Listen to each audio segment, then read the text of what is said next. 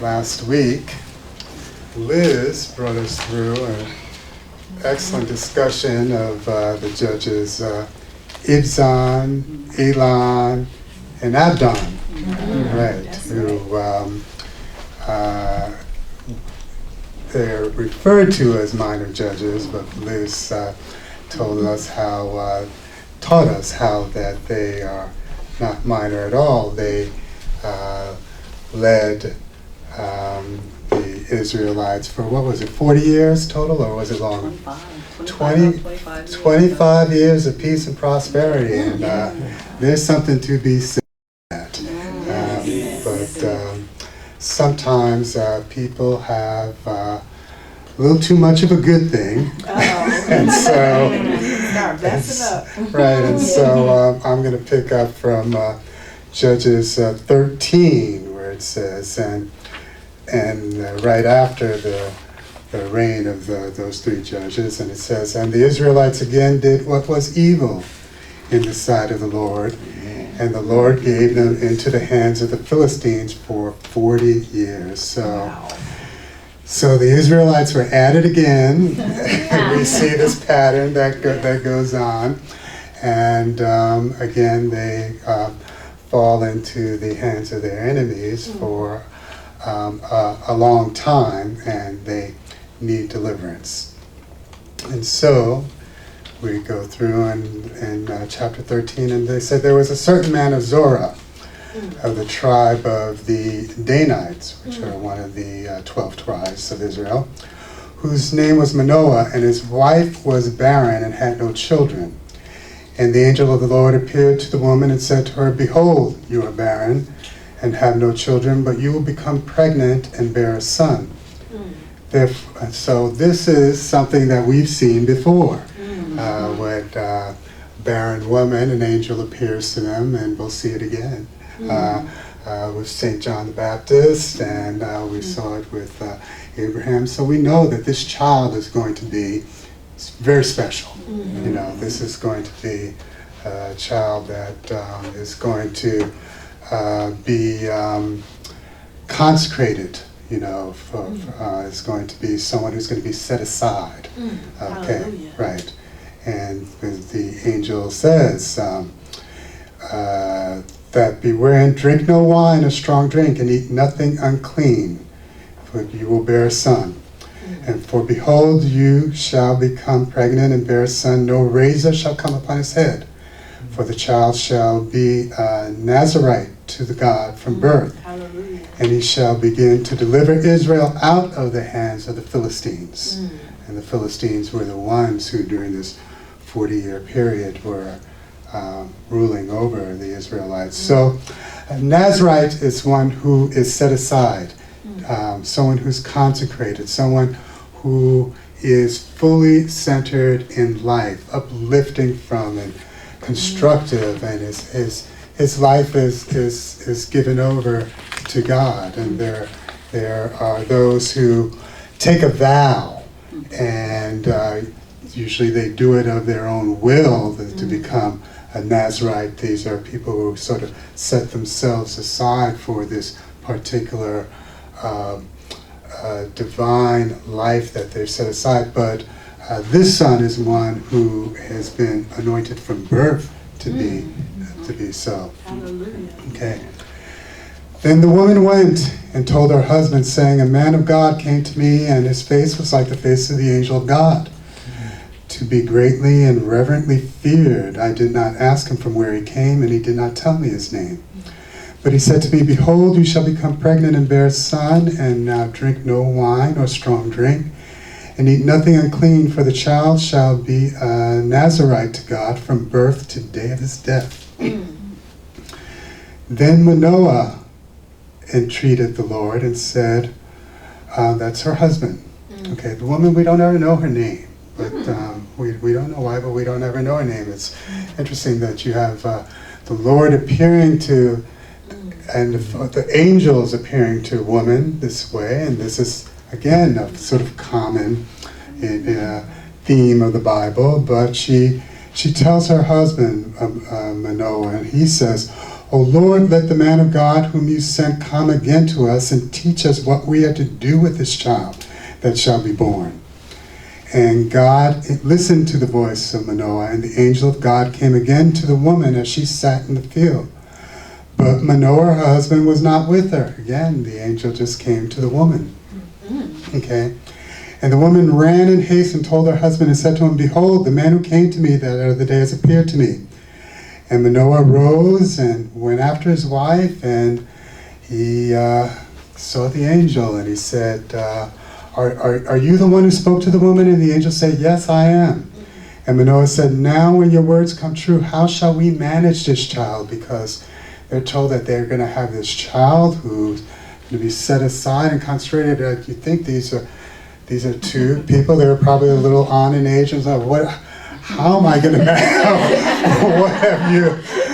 What have you bestowed upon us? Okay. And the angel of the Lord said to Manoah, Let the woman beware of all that I told her in order to raise him like I told her to raise him. Okay. He can't eat unclean things. Don't cut his hair. He will be set aside by God as a Nazirite. And Manoah was very happy about this, or at least he knew what he was to do. I can't say he was happy because, but he knew the role that this child was going to take, and he said, "Let us detain you, so that we may prepare a lamb for you. Let us give us he wanted to give him an offering, fixed almost like a feast." And Manoah said to the angel of the Lord, "What is your name, so that when your words come, we may do you honor?" And the angel of the Lord said to him, "Why do you ask my name, seeing it is wonderful?" Hallelujah. So this is something that comes up later in the Bible, because in Isaiah, when they describe those who will come, a prophet has come, as being wonderful. Okay. That's right. Mighty counselor. Right. Like wonderful, the counselor. So Manoah took the kid, the calf, or no, it was a kid as a goat, with the cereal offering, and offered it upon a rock to the Lord, the angel working wonders while Manoah and his wife looked on. And the wonders was, when the flame went up towards the heaven from the altar, the angel of the Lord ascended into the altar flame. Just ascended. Wow. So then the angel did not appear again to Manoah or to his wife, and Manoah knew that he was the angel of the Lord. And then Manoah began to be fearful, because Manoah said to his wife, "We shall surely die, because we have seen God." Because in the belief of the Israelites, you don't see God. You see maybe symbols of God, or like the burning bush with Moses, but you don't actually lay your eyes upon God. But his wife, again, being a bit more the rational one, she said to him, "Well, if the Lord was going to kill us, he would not have come down, taken a burnt offering, taken a sulfur up, and told us we were going to have a son, so I don't think we're going to die." Okay. And she was right. And the Spirit of the Lord moved him such that the child was born, and the child was Samson. They called him Samson. And the child grew, and the Lord blessed him. Now Samson, the metaphysical definition of Samson is strength under spiritual discipline. And that there are different movements of strength in human consciousness that you have to trust in the Spirit. And what we'll see with Samson as we go on is that there's the strength, but at times the discipline was a little lacking. Right. One thing that I've heard when you read the Bible, especially when you look at it in a metaphysical way, is that you look at what is happening in the story, the background information, and we just got the background, and what does the passage say about your living life, how you live life, and then what does the passage say about me as individuals. And then we're going to see that about Samson. So Samson, as he got older, he began to move at times in the area called Manoah Dan, and in the camps between Zorah and Eshtaol. And metaphysical meaning of Zorah is the center of subconsciousness, which is under fear of oppression and in need of purifying. So what this says is that the Israelites at this time, they were under the rule of the Philistines, but in the center of their consciousness, they wanted to escape from the dominance, and that's the metaphysical meaning of Eshtaol, which is to escape from dominance of errant thoughts. And I think that given who Samson was born to be, if you look at the area that he's in, it's called Mahanandam, and it's sort of like a camp, a preparatory camp, and I almost think of it as almost like the way that the Spartans lived, where you had an area where, say, the people who were like the warriors, this was their preparatory camp. Okay. So Samson went down to Timnah. Timnah is in the area of the Philistines at this time. The area where the Israelites was, so they were under the rule of the Philistines, but they didn't live amongst the Philistines. And the area where Samson was the closest area that was adjacent to the Philistine area. And one day Samson went down there and he saw the daughter of one of the Philistines, and he was smitten. I guess it was love at first sight. Okay. And he came back and told his parents that he wanted one of his daughters for his wife. Okay, now, at that time, as I'm sure you can imagine, just the ideal of a marriage between one of the Israelites and one of the Philistines was not going to be viewed very kindly on either side. Okay. And his parents were opposed to it. But the Bible said his father and mother did not know that it was of the Lord, and that he, meaning the Lord, sought an occasion for assailing the Philistines. Okay. And at that time, the Philistines had dominion over Israel. So Samson was being used for a particular purpose. So Samson and his father and his mother went down to Philistine to prepare for the Timnah, right, land of the Philistines, to prepare for this marriage. And on the way down, he came across what they said was a lion. Okay, and he was attacked by his lion. His parents weren't with him at the time. Maybe they'd gone a little ahead. And Samson had incredible strength, according to the Bible, and he just tore apart the lion. Okay, I don't know if it was an actual lion. I don't know if lions are native to this part of Palestine. Maybe it was a big bobcat.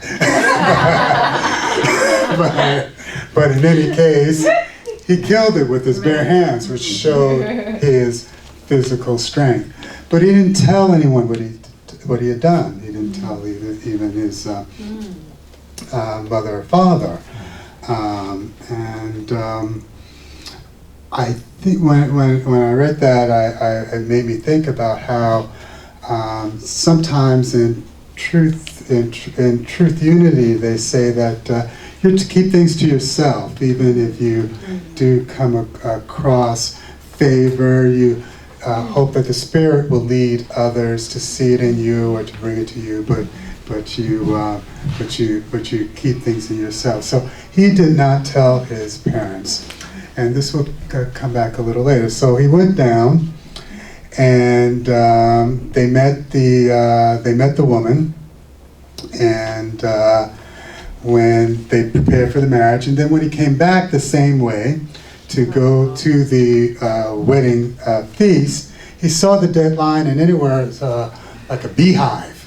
And then, which is unusual, bees don't normally go into the carcasses of animals. But he went in, and there was a honeycomb, and he took out the honey and ate of the honey, and he shared it with his parents, and they ate it. Now, the thing about the Nazarites, one thing the Nazarites, in addition to not being able to cut their hair or eat their unclean food, they're supposed to stay kosher at all times. They're not supposed to be near carcasses, either human or so. He did something that was something a Nazarite was not supposed to do. So what I'm seeing in the Bible, they're showing that even though he's a Nazarite and he's a chosen one, and it is a challenge to be chosen in the Bible and in life in general.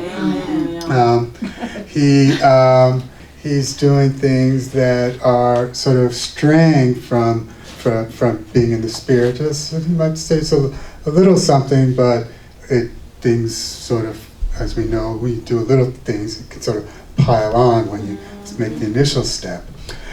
So they have the wedding, and the wedding between him and the Philistine, it's like the land of the Philistines. It's almost everybody at the wedding party is Philistine, all of the groomsmen, all of the guests, and there's some tension there, and nobody's really happy about it except the bride and the groom, who is supposed to get along.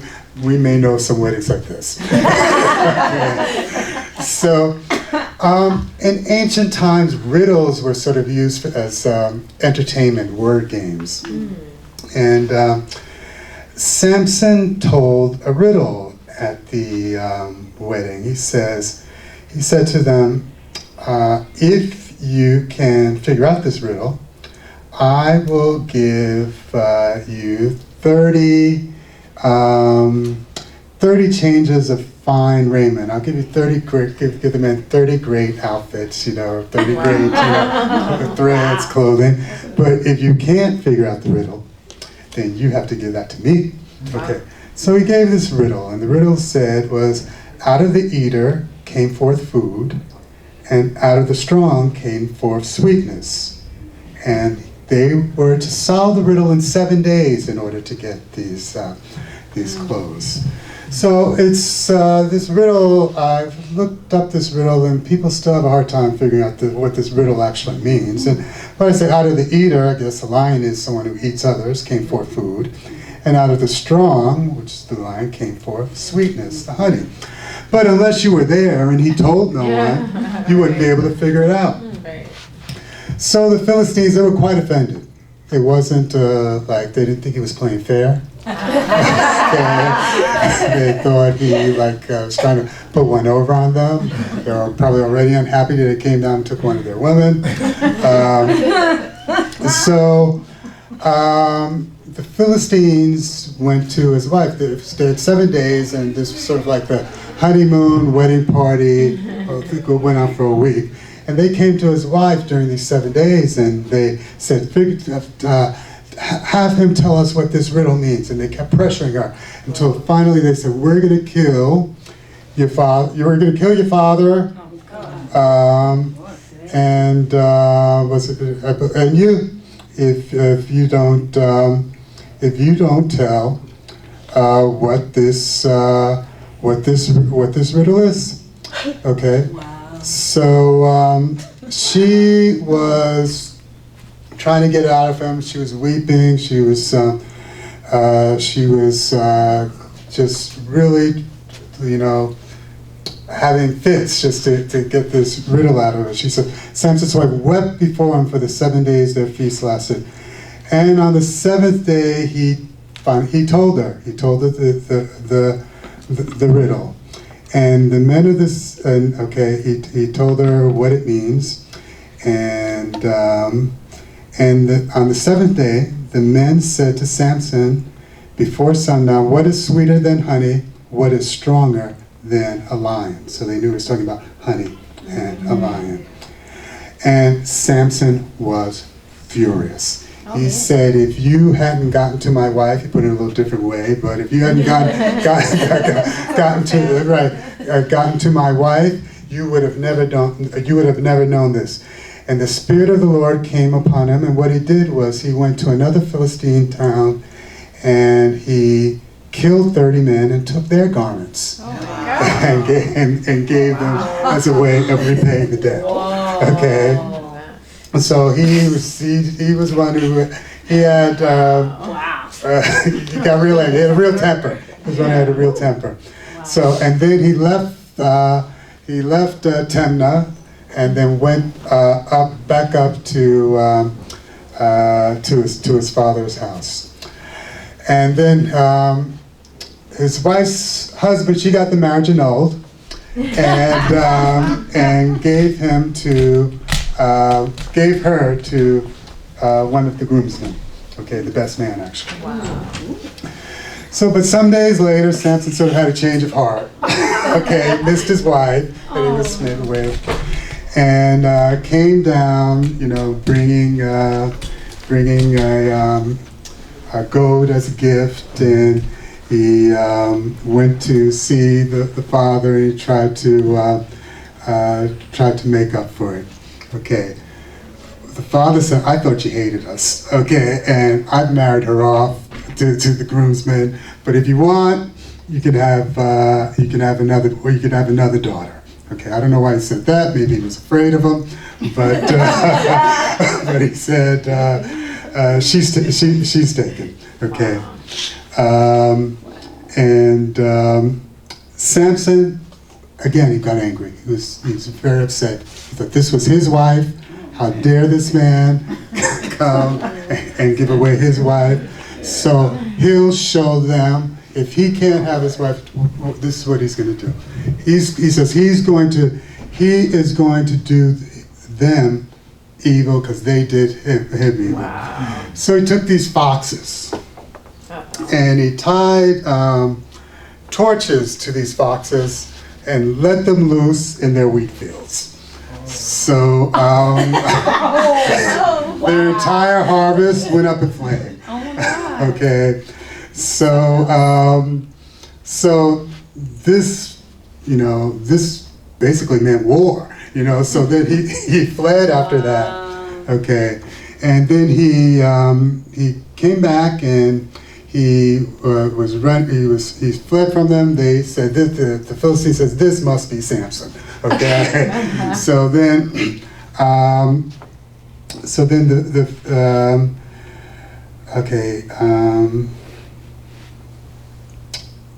then Samson fled to the area called Judah, which is one of the Israelites' land, and I don't know whether they call the Judeans, the Judeans, the people of Judah. They knew that the Philistines were coming after them, and they were like, "What has got the Philistines? They were at war. What has they found out that the Philistines were after Samson. So the Judeans said, "Okay, we don't want war with these people. They've already conquered us. We're going to tie them up and turn them over to the Philistines in order to keep this peace that we have, this truce, that we have." And so they went to Samson and said, "Don't you know what you did?" And so they tied him up, and he says, "Well, don't." He says, "Don't kill me." He says, "No, we're not going to kill you, but we're gonna give you to them." So Samson, he has this incredible strength. So when they turn him over to the Philistines, he breaks the binds that he's tied. And then what the Bible says is he takes what's called the jawbone of an ass, or a donkey, and he uses that as a weapon to attack these 1,000 Philistines. Now, I tend to look at the Bible not as necessarily that being literally that what happened, but Samson was becoming a leader of his people. There were 3,000 men of Judah with him. This might have been what they saw as their opportunity to finally defeat the Philistines. Samson has this superhuman strength. He's this great physical warrior. He's destroyed their wheat field and had their entire army coming after him, 1,000 of them. Samson has led them to the area where their encampment is, where they're trained, and there are 3,000 of them. And the Bible says that Samson killed 1,000 of the Philistines. I'm going to look at it a little bit metaphysically and say Samson led the men of Judah to defeat the 1,000 Philistines with his army of 3,000. Because after that happened, Samson became a judge. And it was after that Samson became a judge. But in the Bible it says, and Samson judged, but they put in parentheses, defended Israel in the days of the Philistines 20 years. So some of the other judges we looked at, they seem to have a more of a different judgment, or they seem to be more of ones who would either be the wise person reigning over them, those who will make wise decisions, what we sort of think of as a judge, someone who has great discernment to make the right decision. But at least from what I'm reading from, which is Judges 15:20, it says, and Samson judged, and they quote, defended Israel in the days of the Philistine 20 years. So I almost think of him as almost like a general who's defending, as well as being more of a military leader, who's keeping the Philistines from oppressing the Israelites. So this was his role for 20 years, and then we know Samson sort of finds foreign woman appealing.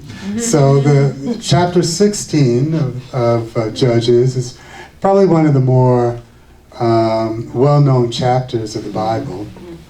And it starts out with Samson going to Gaza, which is in the area of the Philistines. Sort of has to go back down there again, and saw a harlot there and went into her. Now, in the Bible, harlots are often, I guess, what we call a loose woman, for whatever reason.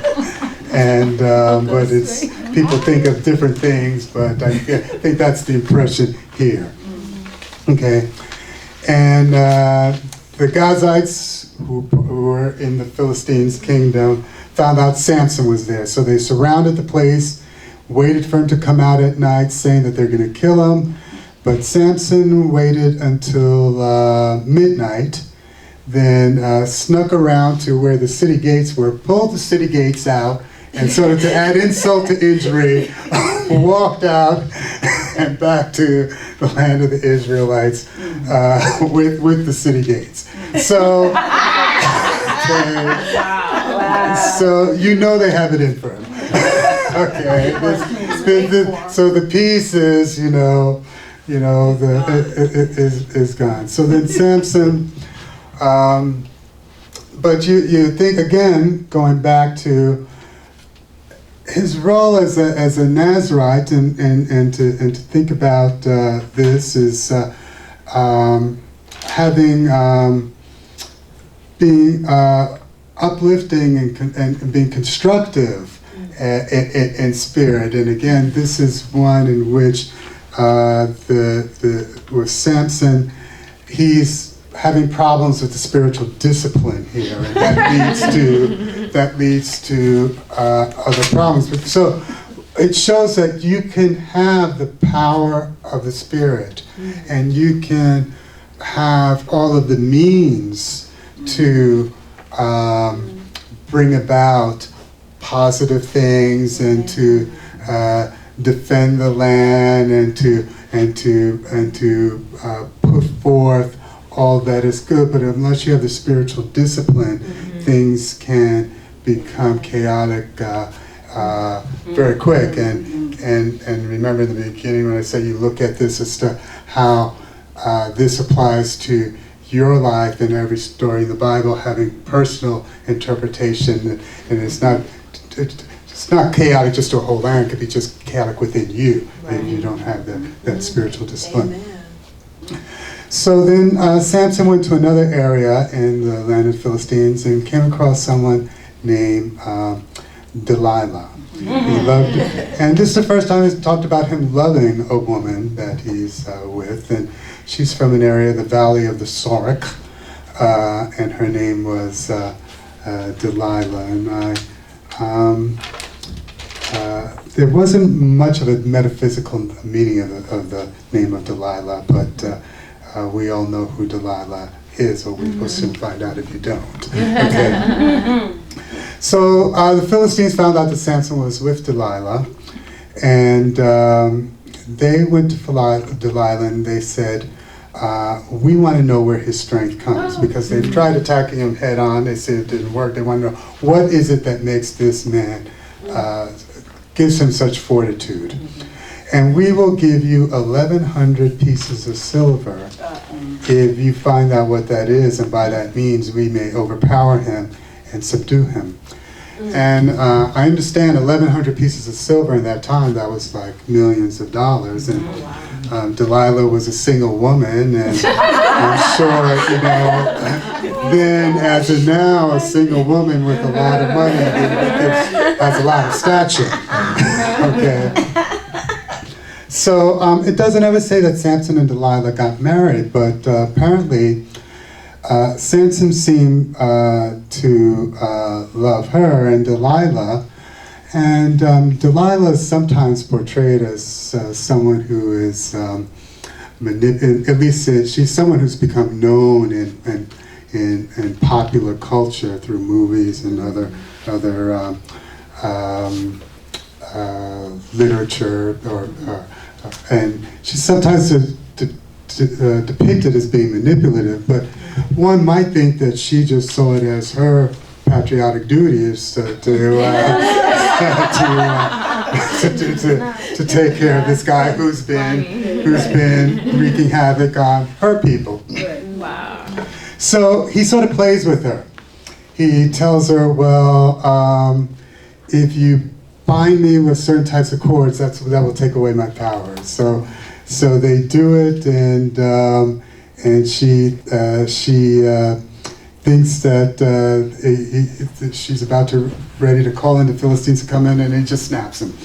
Then he says again, well, no, if you bind me with a different type of cord, that will take away my power. And again, he's sort of playing with her, and again, he breaks out of it. And so she's getting pretty angry, because the Philistines are coming to her saying, what's going on? She's getting in with her, and she's using what she now knows as his love for her. She's going to say, she's going to try to use that to try to get him to finally reveal what the source of his strength. She says, until now you have mocked me and told me lies. Tell me with what you might be bound. And she said to him, and she was upset that she felt as if he was making fun of her. Okay, so he said to her, he got tired of her nagging him, basically. And so finally he said to her, if you weave the 7 braids of the hair of my head with the web, and let's see, Delilah said, until now if you weave the 7 braids of the hair of my head with the web. And he basically says that if you cut my hair, okay, then she's, no, he goes on and says, a razor has never come upon my head, for I have seen a Nazarite to God, I have been a Nazarite to God from my birth. If I am shaved, then my strength will go from me, and I shall become weak and like any other man. Okay, so he finally told her, told someone what the source of his strength was. Well, she saw that he had told her with all his mind, meaning that she could tell that this time he was being sincere. Because before he had just said, well, if you buy me or if you weave my hair a certain way, but he had never actually told her to cut it, and said it with, you know, probably they were in an intimate moment, and excuse me. Yes. Why did they want to know what his strength was? They couldn't look at him and tell. No, you couldn't look at him and tell. It's not like he was. It's not like he was. He was obviously a man of, you know. No, look at me. He could have been strong, but even if you have a guy who was, was large and big, he shouldn't be able to kill 1,000 of their best. Even okay. a lion. Right. Well, he didn't know. They didn't know that he had killed a lion because he kept that quiet. But they just got the answer to the riddle. But they couldn't necessarily put it together that he had killed the lion. They couldn't tell by looking at him because he wasn't, he might have been physically large, very strong, maybe even the strongest, but not necessarily, but stronger than human. Right. And that was the case. And so she had Samson fall asleep on her, like in her lap, and then she signaled to the Philistines to come in, cut his hair, and when they came in, they gave her money. They cut her hair. They woke him up. He said to her, "Wait a minute. I'll get rid of them." He says, he awoke out of his sleep and he says, "I will go out as I have time after time and shake myself free." But this time he didn't know that the Lord had departed him, the Bible says. But the Philistines laid hold of him, bored out his eyes, and brought him down to Gaza and bound him with bronze fetters, the ankle chains. And he was made prisoner and slave. He had to be a slave and work grinding wheat. Wow. So Delilah took the money and ran. She's not heard from anywhere else in the Bible. So, right. And so the Philistines sort of celebrated. They mocked him. They called together and had a great feast to celebrate this. Used him as his slave. But during this time, he had time to reflect. He didn't have his eyes. He had the rest of his senses. And during this time, his hair started to grow again. And he noticed that he was becoming stronger and as his hair started to grow, but he was still enslaved. And I see this as being interpreted as, you know, when you have a fall because you've stepped out of the Spirit and things that are unfortunate that didn't have to be come upon you. God it said the Lord had departed from him, but the Spirit is still within you. You just have to reawaken it and do things that to bring it back. So as his hair started to grow longer, he started to this time was being used to get to reflect. And so they were having this big party, and they brought Samson down to the Philistines were having a big party, and they brought Samson down to their temple to have him on display as their enemy that they mocked. And there was a boy who was like leading him, and he asked if he could be brought next to the pillars that was holding up the temple. And it was apparently a very large temple, and he cried out one last time to the Lord to give him strength. And the Lord answered him, and he pushed out the pillars and knocked down the entire temple, and the entire temple fell and destroyed everyone in it, including Samson. And more people were killed when the temple was destroyed than that he had killed any time before. And so his father came down, retrieved his body, and brought him back up to be buried in the place where that was their home. And that is the story of the judge Samson. And I do think that it does lead us to ask what is it that's happening in the story that says about our life and how we live, and what does the passage tell about us, and it brings into one story a lot of things that are going on in the Bible, from the angel appearing to the woman, to the husband who is a little doubtful about this angel, to God appearing to people and telling them things, and even if they feel as if this isn't something that's supposed to happen to them, it does. To sometimes people, to the woman using common sense and says, well, of course he knows we're not supposed to see him, but he did. We're not going to die. To not being true to your spirit and going out and doing first something small and other things, to leaving the spirit, and then things and then getting a second chance, and then sometimes not taking advantage of your second chance. And it's just a whole lot of things that are going on in life that some of us may be able to relate with one way or the other. And that's Samson.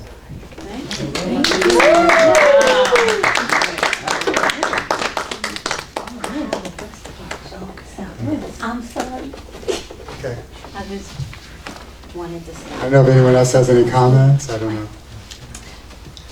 The thing that came to me is when you were talking about the definition of Delilah, the thing that came to me was that one thing she stands for is deception. No. Is sort of off the mark, because what I saw in listening to the story is a repeated pattern in Samson, who is strength, and the Philistines, who are the thoughts that are not of spirit, and how he is often deceived by women, deceived by the first one, where he told her the joke and the answer to the riddle, and then Delilah. And I just see that oftentimes, from a spiritual perspective in our lives, we have those things that throw us off course, that we allow to deceive us or disrupt us, or to move us outside that consciousness of wholeness and of spirit.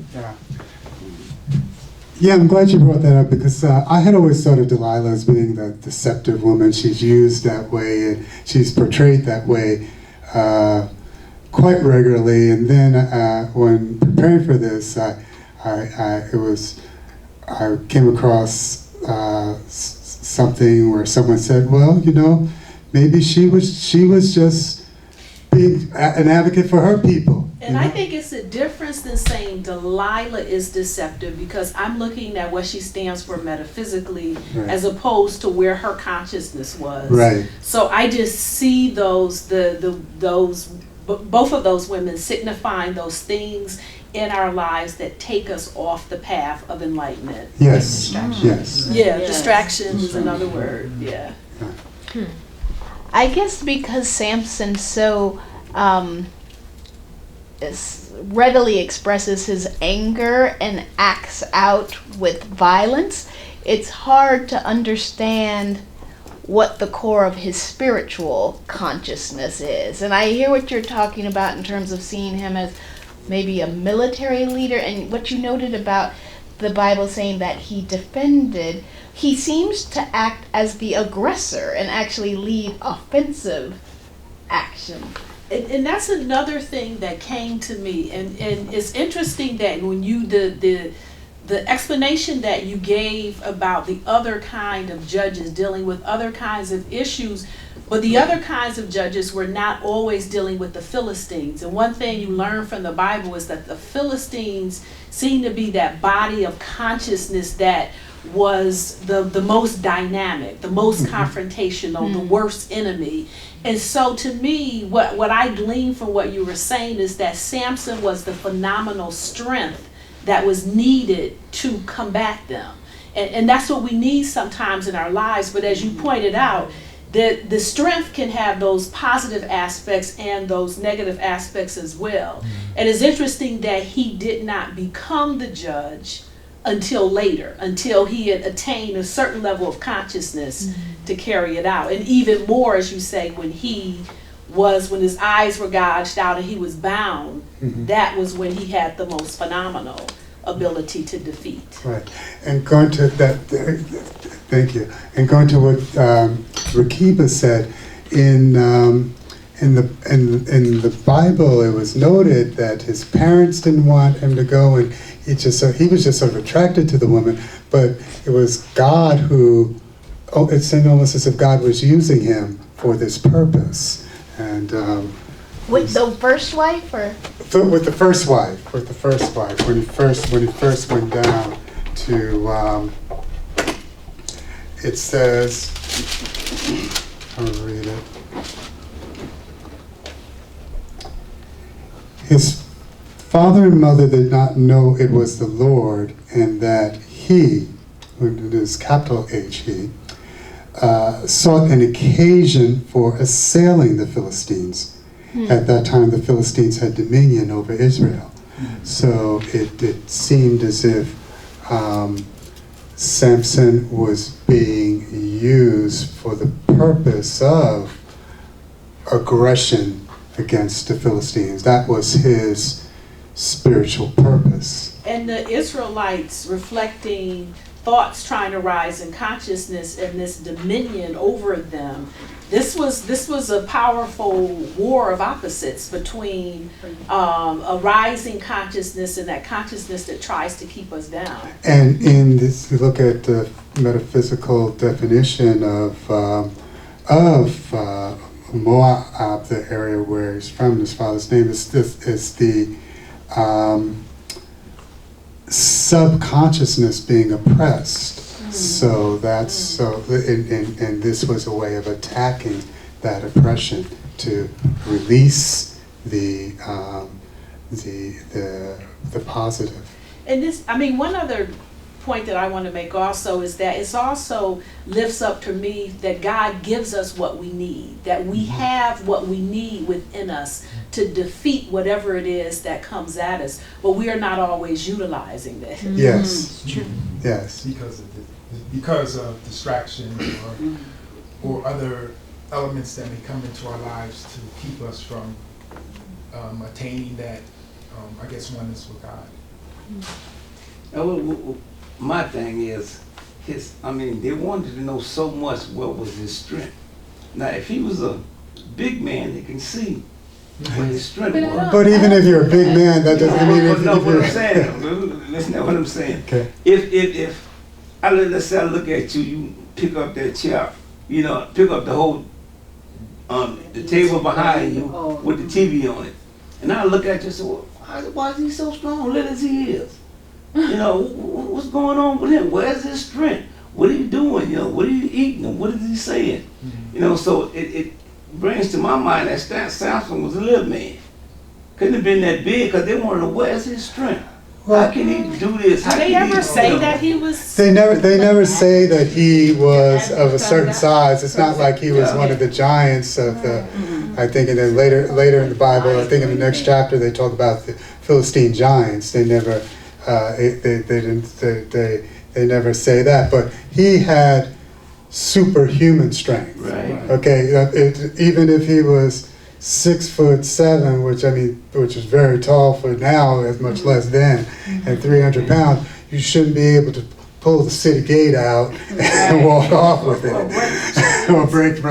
Right. So, and I'm sure they bound him in a way such that they thought a man of his size would not be able, with material, that a man would not be able to break. So. And then in the Bible, it went on to say that he killed 1,000. He killed 1,000 men in one battle.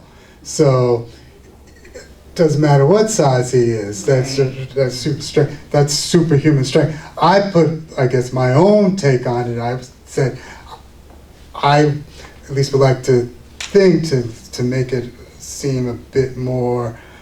To me, rational in my mind, that he led a battle in which 1,000 were killed. Yeah.